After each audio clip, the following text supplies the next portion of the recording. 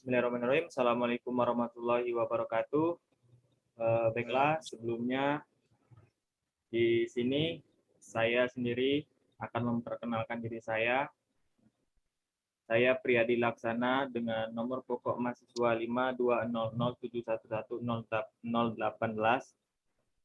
Pada kesempatan video kali ini, kami akan mempresentasikan hasil dari artikel populer bahasa Indonesia yang telah kami kerjakan, yaitu mengangkat isu tentang kelangkaan minyak goreng yang terjadi di Indonesia. Baiklah, langsung saja, tidak perlu berlama-lama, langsung saja kita masuk ke pembahasan, yaitu materi yang pertama yang akan dibawakan dengan Saudara Ersa Nurfala dengan NIM 52007110080. Kepada Ersa, silakan. Oke, terima kasih atas waktunya Mas Priyadi Laksana. Karena kelangkaan minyak goreng di Indonesia, dikutip dari money.kompas.com, kasus kelangkaan minyak goreng ini terjadi pada bulan Januari 2022. Karena langkanya minyak goreng ini, maka sangat berdampak terhadap perekonomian di Indonesia. Yang disebabkan kelangkaan, maka otomatis harga minyak menjadi melonjak naik harganya. Oke, Mas Priyadi. Oke, selanjutnya materi selanjutnya yang akan saya sampaikan sendiri, yaitu kita tahu di berbagai daerah masyarakat justru mengeluh kesusahan mendapatkan minyak goreng. Pedagang pasar tradisional maupun warung-warung juga mengaku tidak menjual minyak goreng murah sesuai program pemerintah. Jikapun ada stok minyak goreng, itu pun masih dibanderol dengan harga mahal. Penyebab kasus kelangkaan minyak goreng ini menjadi tanda tanya bagi kita semua. Apakah memang diadakannya penimbunan minyak goreng atau penyeludupan oleh oknum tertentu? Atau memang karena sumber daya yang ada di Indonesia semakin menipis? Yang pertama yaitu faktor yang menyebabkan kelangkaan, yaitu produsen mengalami penurunan dalam pemasaran minyak goreng di dalam negeri. Adapun faktor umum yang menyebabkan minyak goreng langka di Indonesia, antara lain yaitu satu, mengalami kebocoran di industri yang kemudian dijual dengan harga yang tak sesuai dengan patokan pemerintah. Yang kedua yaitu adanya penyeludupan dan penimbunan dari sejumlah oknum. Padahal stok minyak goreng yang dimiliki pemerintah cukup banyak untuk mencukupi kebutuhan masyarakat melimpah. Yang selanjutnya yaitu materi akan dibacakan oleh Saudara Danang Handoko Wahyu Adi yang dengan nomor pokok mahasiswa 52007111089. Kepada Mas Danang, saya persilakan.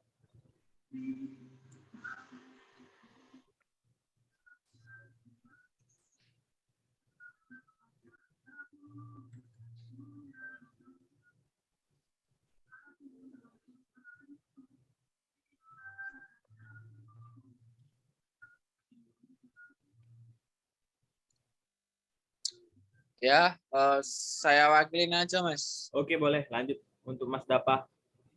Ya, kemudian di sini ada nomor ketiga, kelangkaan minyak goreng terjadi karena kesenjangan yang terjadi karena sumber daya ekonomi yang terbatas dengan jumlah kebutuhan hidup manusia yang tidak terbatas dan terus bertambah. Akibatnya, sumber daya yang ada tidak cukup untuk memenuhi kebutuhan hidup manusia. Konsumsi dan permintaan yang tinggi menyebabkan permasalahan kelangkaan minyak goreng dan belum lagi kalau tersedia pastinya dengan harga yang mahal. Kemudian kelima, proses logistik dan distribusi yang mahal disebabkan untuk sewa kontainer dan efek pandemi COVID. Keenam, serta mekanisme distribusi yang bermasalah atau kacau balau dengan proses pendistribusiannya terjadi hanya kepada para subdistributor yang sudah terdata dalam sistem. Nah, pada gambar yang kita tampilkan ini, perkembangan harga minyak goreng curah dan kemasan di pasar tradisional modern. Dari data tersebut, kemasan bermerek nomor 1 adalah menduduki tingkat yang paling atas untuk harganya sendiri. Kemudian kemasan bermerek grade 2, dan kemudian yang bawah sendiri adalah curah. Ini perbandingan antara pasar modern dan juga pasar tradisional. Next, Mas. Oke, selanjutnya materi yang selanjutnya yang akan dibacakan oleh Mas Revanza. Kepada Mas Revanza, dipersilakan. Baik, terima kasih.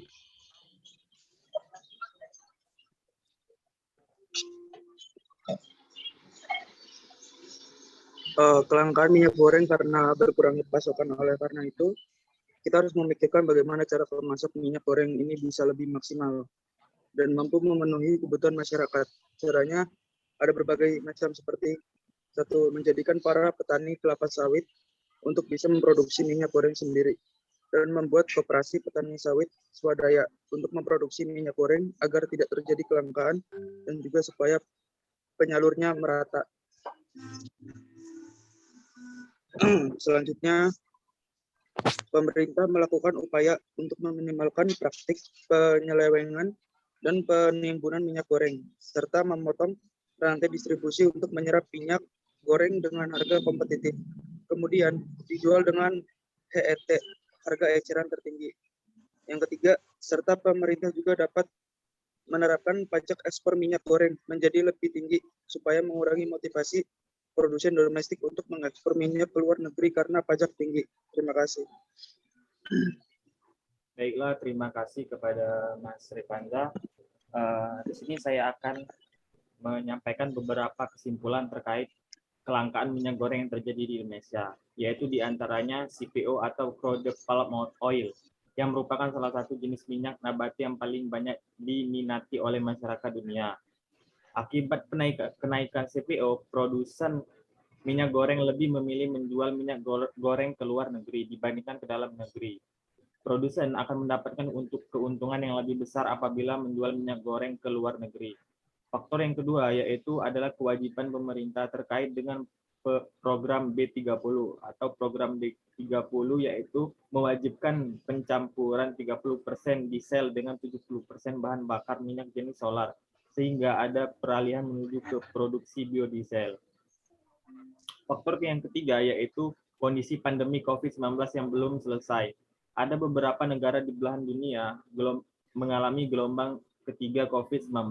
Konsumen luar negeri yang selama ini menggunakan minyak nabati juga beralih ke CPO, sehingga ada kenaikan permintaan di luar negeri terkait ekspor CPO. Karena itu, produsen minyak goreng hanya ada di beberapa daerah saja, sedangkan proses distribusi minyak goreng dilakukan ke berbagai daerah di Indonesia. Hal tersebutlah yang menyebabkan terjadinya kenaikan harga distribusi. Baiklah, mungkin sedikit video penjelasan kelompok kami, yaitu mengangkat materi tentang kelangkaan minyak goreng yang terjadi di Indonesia. Di sini saya pribadi selaku moderator dan mewakili teman-teman kelompok semua, mohon maaf jika ada kesalahan, salah kata maupun ucapan. Mungkin ini saja yang bisa dapat kami sampaikan, kurang dan lebihnya kami mohon maaf. Assalamualaikum warahmatullahi wabarakatuh. Waalaikumsalam.